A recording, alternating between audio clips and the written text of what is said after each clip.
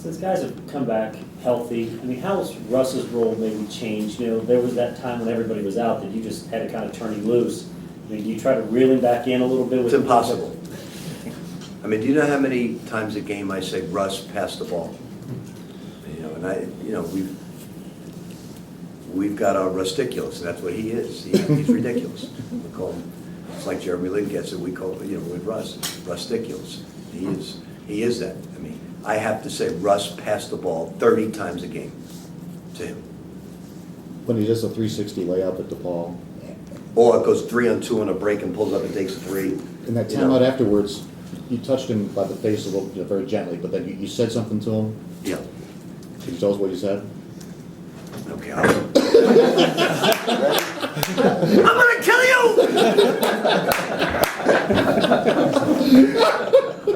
No, I actually grabbed him and said, Russ, settle down, relax, don't go crazy now, just settle down. You okay, Russ? Settle down. Come out of this field where you think you're gonna score from every angle on the court. Relax, okay? You okay, you okay now, Russ? Do you need any Prozac? Relax.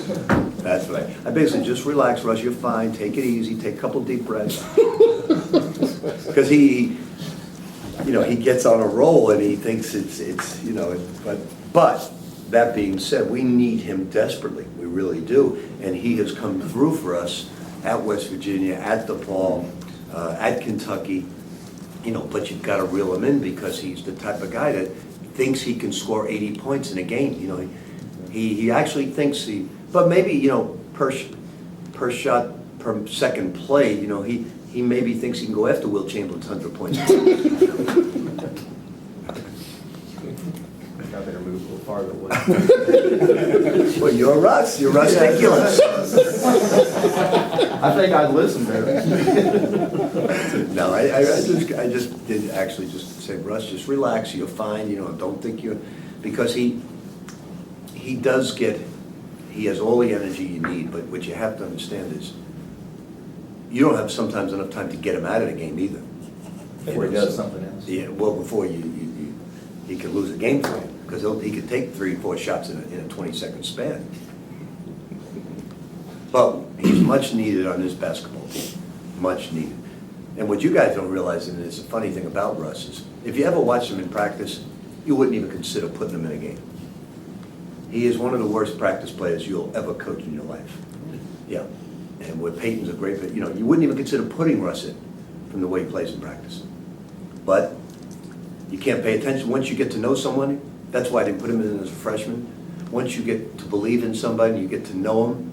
He doesn't dog it. He's playing real hard in practice, but he does so many things that you can't even, your imagination cannot. You can't even imagine what he does in practice sometimes. Don't the lights go on? Yeah, he has a way of doing certain things.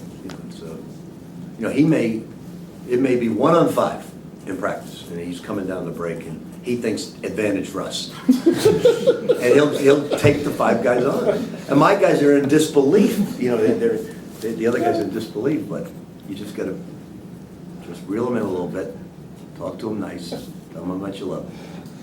I can't remember if this has been asked this season, but has there been a player that stressed you out as much as Russ this year? I wouldn't say it's stress. You just don't, you pretty much know sometimes Peyton may penetrate too deep and get himself in trouble, or Chris Smith maybe put himself in a situation where he's not going to succeed. But with Russ, you just don't know what's going to happen. Even like historically, though, not just this year's team. I've never coached any individual like him in my life. And we had a funny moment yesterday in practice. An Angel, I actually think Angel has a lot of potential, and I'd love to play him. He just has no clue how to play the game. He doesn't know the game of basketball at all. And so he's just a talent who has to learn how to play the game. Well, yesterday he was coming down and he was trying to do his Russ impersonation of shooting every time he touched the basketball. And I said, okay, now I've got Russ's son playing in practice. And so all of a sudden you hear in the back, he didn't think I could hear him. He said, and you must pay attention to me. I'm your father now. You must pay attention to me.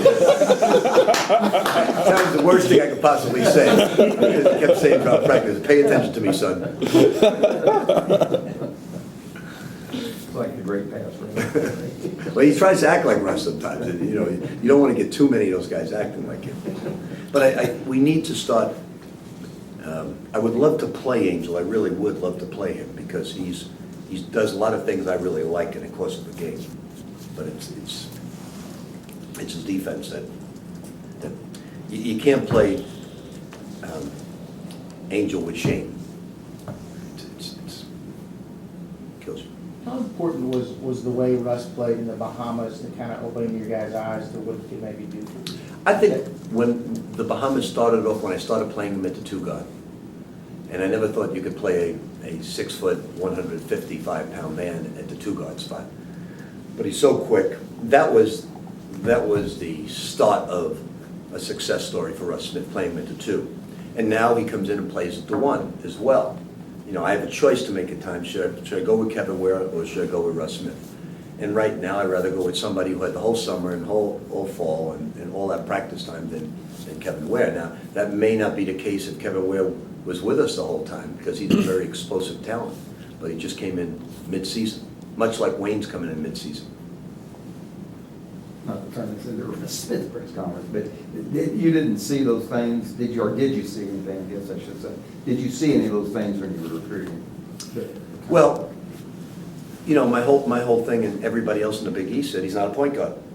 So why do you want to recruit a 6 foot, 155-pound two guard? That's why no one recruited him in the Big East. And Ralph just kept telling me, look, Rick, you've known him since 7th grade. He was at your camp. You know what a great kid he is.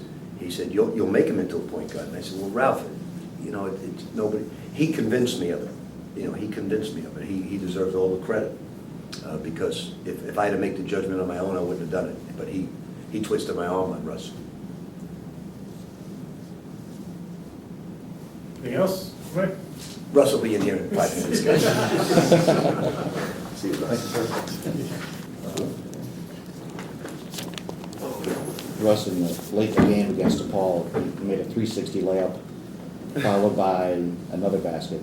And I asked Coach Pitino, in the timeout right after that, he sort of touched you on both sides of your face and said something to you. Yeah. And I asked him what he said. He got up and had fun with Russ, imitating what he said. He really wouldn't tell us. What did he say? I mean, what was he trying to talk to you about? From what I remember, he was just trying to tell me to just like stay focused and focus in, and we need to stop bad. Keep your hands active. Don't get beat on defense. He was just saying all the things that you're supposed to do on defense, pretty much. I think you were 1-on-3 on that play. I think there were 3 defenders. You were by yourself drifting to the right. Did you ever think about pulling out? I mean, it seemed like you were ready to go and make. You seem to have no fear when you play. Yeah, if I feel like something is going to go in, and I usually might follow my instincts, but sometimes that can lead me into a whole lot of trouble. But it's a risk that I like to take, but sometimes it might not be in the best interest of coach, and that's what I'm trying to balance. Does he get on you as much as he tells us he gets on you? Yeah, he does. He gets on me a lot, and it's just something I got to handle and just get used to, because I take a lot of risks and I do a lot of things that maybe are questioned a lot, but I have total confidence in my ability, so I guess that's what's most important. As much as you battled injuries last year, though, how much did it, I know you're not lacking for confidence, but how much did it do for your confidence what you did in the Bahamas and the point, you know, the offensive production you had with it?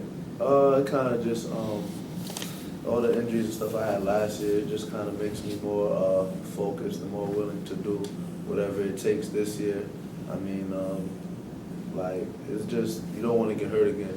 So when you're out there hooping, you just want to play to the best of your ability and not hold nothing back. So it's definitely confidence. I mean, God forbid I do get hurt again, I can't never look back and say I didn't give it my all.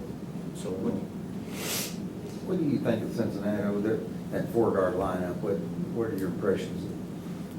That's definitely a tough team. I know earlier in the year they had some trouble, and guys had to sit out, and they had to go with the 4-guard lineup, and that's probably made them a better team. And they're definitely tough to guard. They shoot it at all 4 positions, so it's definitely going to be a tough game. I know you don't do it on purpose sometimes, but how much do you enjoy in the back of your mind watching Coach Pitino's reactions to some of the things you do? Sometimes it's funny, sometimes it's like I get like very, very hyped because I did do something good or something that maybe I should not have done, and then it'll work. And then I know coach is upset, but it was a positive. So then we got a positive out of it. So then it's like coach is just satisfied that everything worked, but.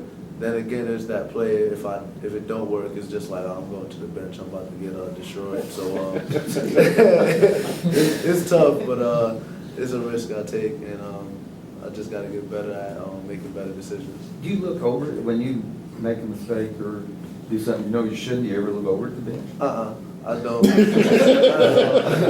If I make a mistake, I just totally focus on trying to get it back on defense.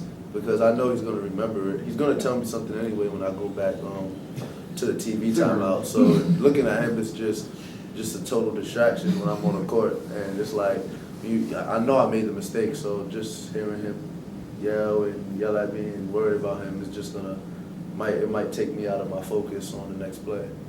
How do you like playing with the 4-guard line, when you guys go to the 4-guard line? I mean, I like it a lot.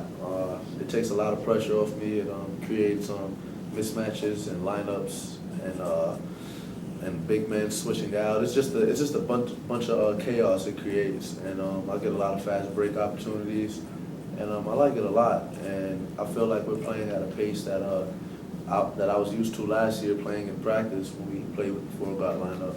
So it's definitely something I'm very familiar with. What do you think of Russdiculous? T-shirt? I definitely don't mind it.